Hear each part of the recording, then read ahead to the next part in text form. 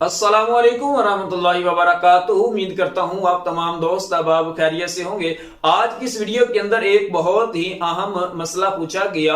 मसला ये पूछा गया कि अगर किसी औरत को हैज आया और उसका हैज खत्म हो गया, अभी तक उस औरत ने गुस्ल नहीं किया, क्या उसका शौहर उसके साथ हम बिस्तरी कर सकता है या नहीं? क्या ऐसा करना ये जायज है या नाजायज है? मुकम्मल तफसील के साथ इस पर बात करते हैं। इससे पहले अगर आप हमारे चैनल पर नए हैं तो काइंडली चैनल को सब्सक्राइब कर लें, बेल आइकन पर जरूर प्रेस कर लें ताकि हर आने वाली वीडियो आप तक आसानी से पहुंच सके। सबसे पहले ये जानना जरूरी है कि जो हैज की मुद्दत है ये कितनी है। याद रखिए, जो हैज की कम से कम मुद्दत है वो 3 दिन है और ज्यादा से ज्यादा जो मुद्दत है वो 10 दिन है। तो हर औरत की आदत मुख्तलिफ होती है, किसी को 6 दिन आता है, किसी को 10 दिन आता है, किसी को 4 दिन आता है। अगर तो किसी औरत को 6 दिन हैज आता है, उसकी आदत ही ये है कि उसको 6 दिन आता है, लेकिन अभी 4 दिन गुजरे थे कि खून आना बंद हो गया, तो अब शोहर को चाहिए कि वो 6 दिन का वेट कर ले, इंतजार कर ले, क्योंकि हो सकता है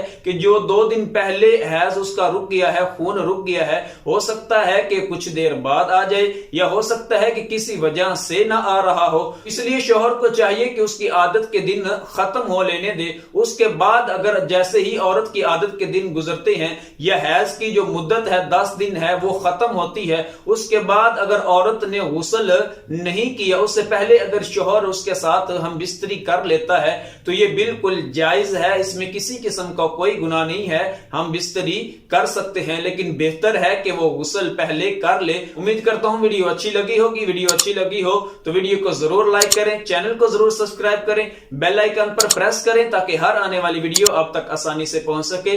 अगली वीडियो तक के लिए इजाजत दीजिए। अल्लाह हाफिज।